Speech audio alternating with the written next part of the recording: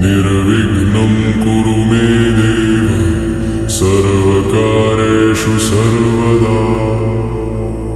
प्रणम्य शिरसा देवं गौरीपुत्रं विनायकं भक्तावासं स्मरेन् नित्यं आयुकामार्थसिद्धये।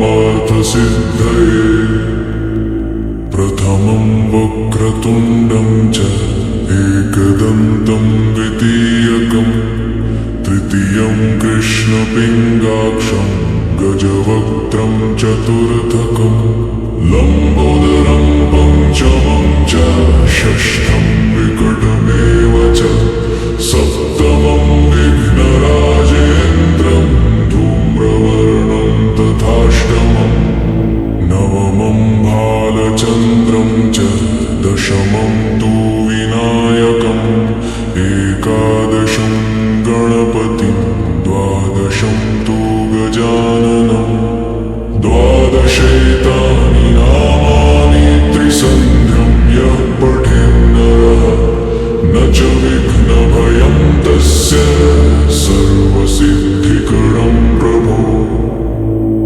विद्यार्थी लभते विद्यां धनार्थी लभते धनं पुत्रार्थी लभते पुत्रान् मोक्षार्थी लभते गतिम्। जपेद् गणपतिस्तोत्रं षड्भिर्मासे फलं लभेत् संवत्सरेण सिद्धिं च लभते नात्र संशयः।